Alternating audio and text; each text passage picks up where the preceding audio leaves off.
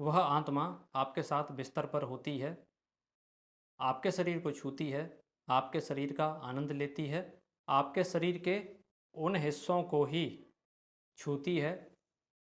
उस आत्मा को आप इतने पसंद आ जाते हैं कि वह आत्मा कई महीनों या वर्षों तक आपका पीछा नहीं छोड़ती है, क्योंकि अब वो आत्मा आपके शरीर पर अपना अधिकार कर चुकी होती है।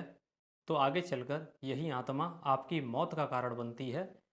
कभी कभी ऐसा भी होता है कि किसी स्त्री या पुरुष के ऊपर किसी आत्मा का प्रभाव आ तो जाता है, लेकिन उस इंसान को पता नहीं चलता कि उस इंसान के ऊपर कोई आत्मा आ गई है। जब किसी व्यक्ति के ऊपर आत्मा अपना अधिकार कर लेती है, तो उस इंसान को शारीरिक संबंध बनाने के विचार बहुत ज़्यादा आते हैं। 1995 में लद्दाख में एक महिला के साथ ऐसा हुआ था कि उसके ऊपर 9 आत्माएं एक साथ आ गई थीं। सबसे पहले आपको बताता हूँ कि आत्मा इंसान के ऊपर कहाँ से आती है और क्यों आती है। इसके दो कारण हैं। पहला कारण कि किसी इंसान का आपसे पिछले जन्म में कोई संबंध रहा हो और वो इंसान और आप दोनों की मौत हुई और आपको तो नया जन्म मिल गया, लेकिन उस इंसान की आत्मा भटकती रही। तो जैसे ही वो आत्मा और आप एक दूसरे के आसपास आए, तो उस आत्मा ने आपको पहचान लिया और वो आत्मा आपके ऊपर आ गई अपने उस हिसाब को पूरा करने के लिए जो पिछले जन्म में किसी कारणवश अधूरा रह गया था।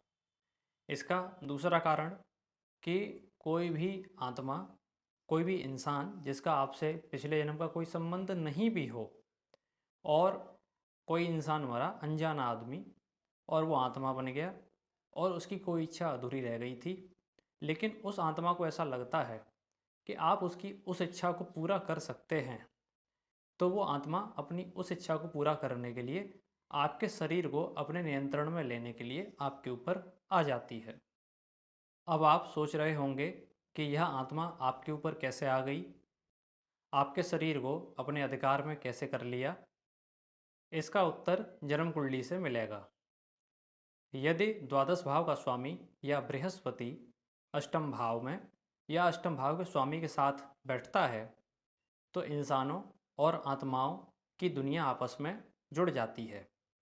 इसका अर्थ ये हुआ कि आत्माएं आपकी दुनिया में हस्तक्षेप कर पाती हैं, कुंडली में इस योग के होने के कारण। यह बात बिल्कुल सत्य है कि आत्मा और इंसान का शारीरिक संबंध बन सकता है। आत्मा को भी इंसान से प्यार हो सकता है। अब आप सोच रहे होंगे कि ऐसा कैसे हो सकता है। बताता हूँ, ठहरो कृपया, प्रतीक्षा करो। इसका उत्तर जन्म कुंडली से मिलेगा। यदि पंचम भाव का स्वामी अष्टम भाव में या अष्टम भाव के स्वामी के साथ हो और इसके साथ ही अष्टम भाव का स्वामी राहु की युति या दृष्टि में हो, तो किसी आत्मा को आपसे प्यार हो जाता है, क्योंकि आपकी कुंडली में ये वाला योग है और एक योग मैं पहले बता चुका हूँ। इस घटना के पीछे कुंडली के 3 ग्रह उत्तरदायी होते हैं: राहु अष्टम भाव का स्वामी और द्वादश भाव का स्वामी। इन 3 ग्रहों की महादशा या अंतर्दशा में या इन 3 ग्रहों के साथ बैठे हुए ग्रह की महादशा या अंतर्दशा में इस प्रकार की घटनाएं बहुत ज़्यादा घटती हैं, स्त्री और पुरुष दोनों के साथ। कुंडली में महादशा, अंतर्दशा और गोचर को मिलाकर एक ऐसी ग्रह स्थिति बनती है कि किसी अदृश्य आत्मा का प्रभाव आपके ऊपर आ जाता है। जब आत्मा को आपसे प्यार हो जाता है, तो आत्मा यही नहीं रुकती है। आत्मा और इंसान का प्यार प्राइम मेंबरशिप तक चला जाता है और शारीरिक संबंध बन जाता है।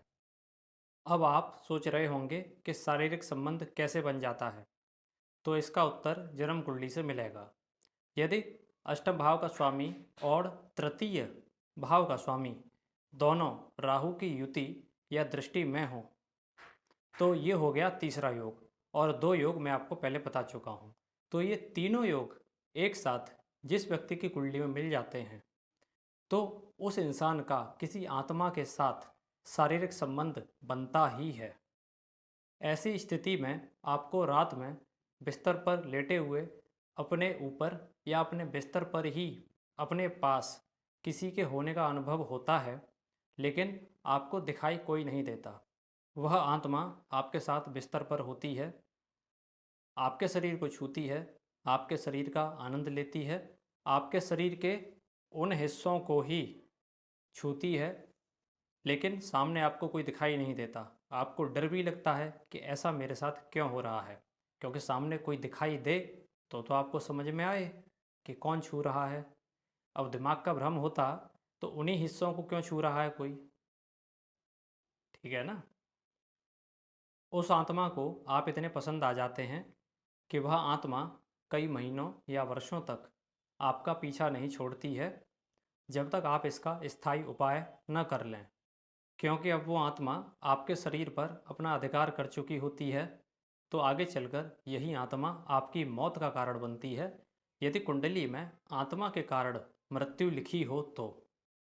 तांत्रिक क्रिया के द्वारा भी किसी आत्मा को किसी के ऊपर भेजा जा सकता है और उस इंसान की अकाल मृत्यु करवाई जा सकती है, यदि कुंडली में अकाल मृत्यु का योग पहले से हो तो।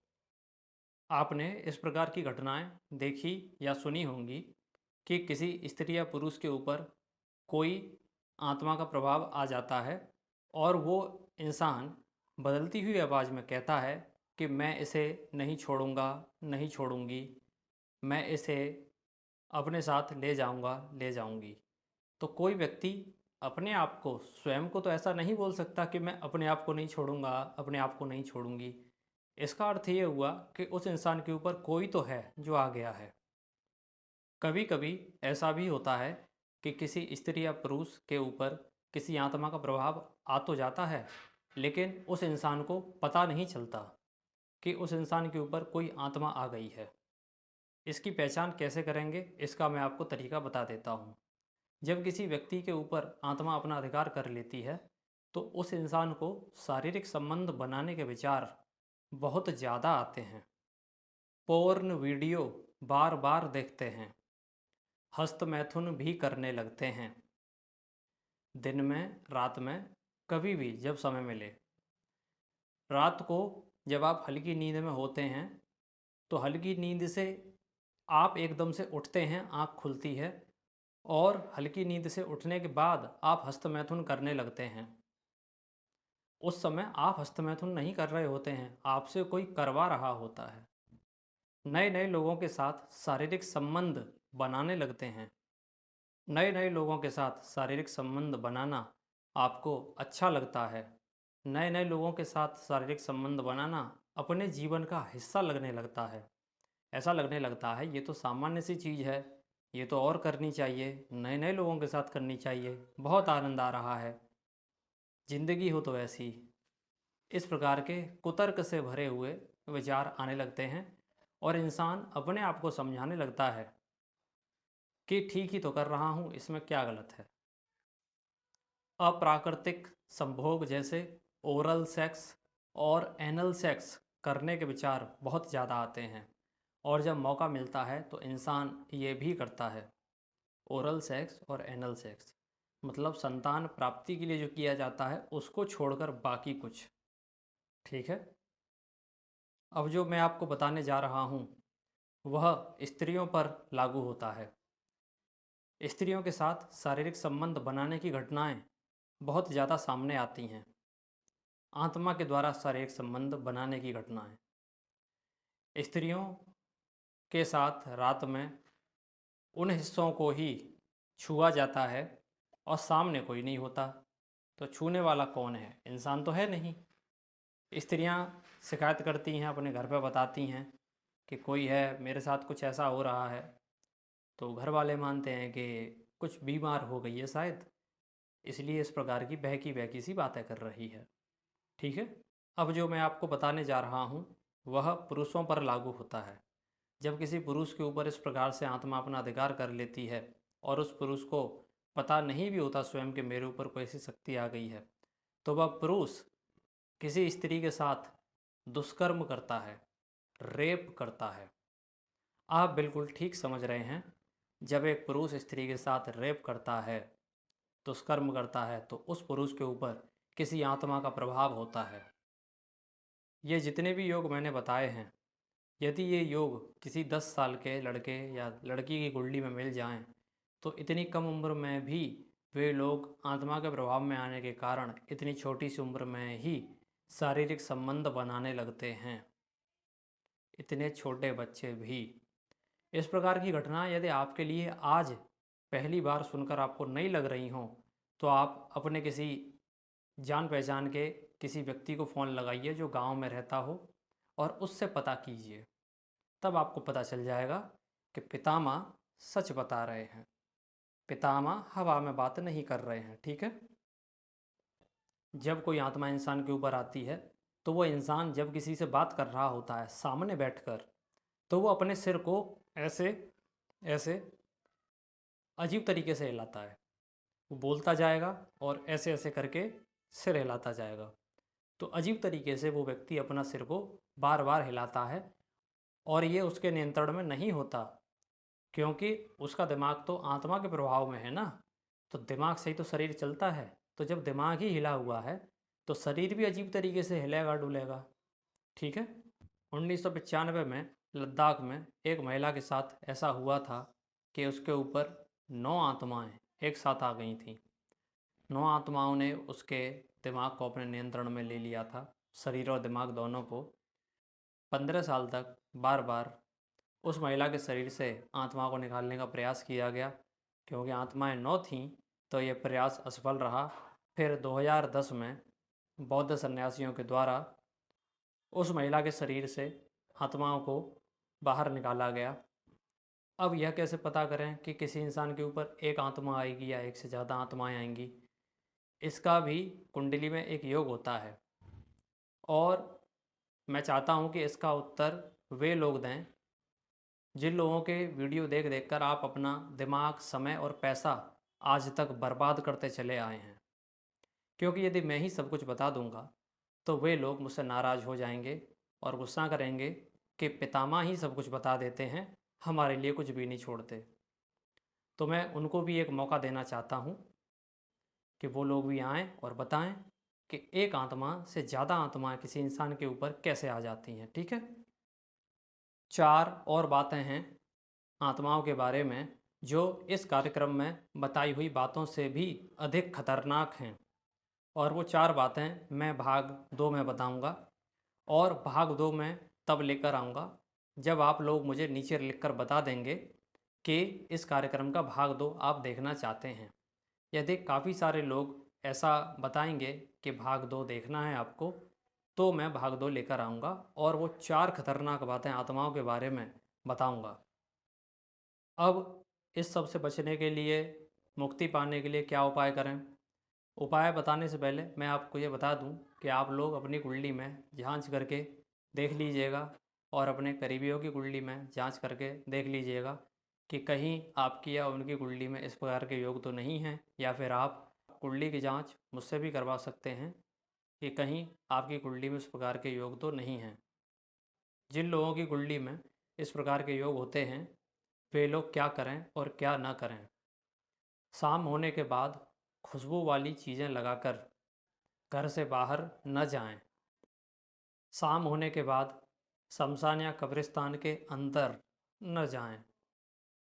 मासिक धर्म वाली स्त्रियां शाम होने के बाद बाल खोलकर घर से बाहर न जाएं।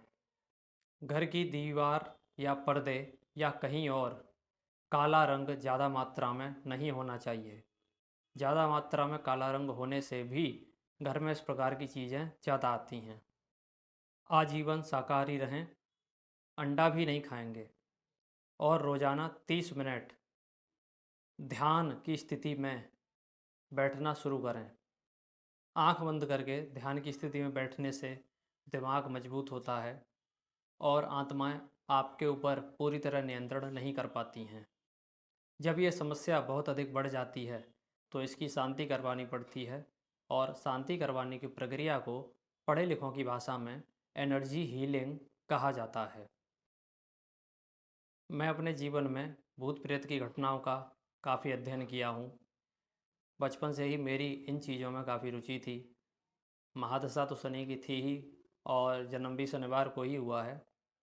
तो इस प्रकार की चीज़ों की काफ़ी जानकारी मैं रखता हूँ और विशेषकर जन्म कुंडली की बात करें तो मैं काफ़ी सारी जानकारियाँ रखता हूँ इस बारे में।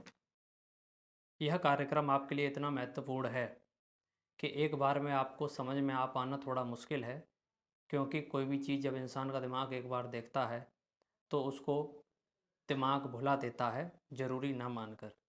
तो आप इस कार्यक्रम को एक बार और देख लें, जिससे कि दिमाग इन्हीं बातों को अच्छे से याद रख पाए। तो ये हुई ना काम की बात। यदि इसका भाग 2 चाहिए, जिसमें वो 4 खतरनाक बातें बताई जाएँ, आप ऐसा चाहते हैं तो मुझे लिखकर बताएँ कि आपको इसका भाग 2 देखना है।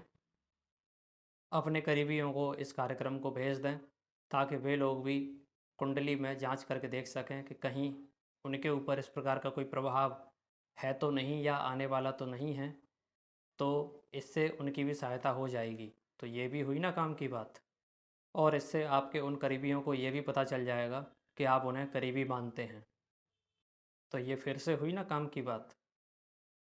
और यह भी बताएँ कि आपको यह कार्यक्रम कैसा लगा और आपने इस कार्यक्रम को पूरा देखा, उसके लिए आपका बहुत-बहुत धन्यवाद।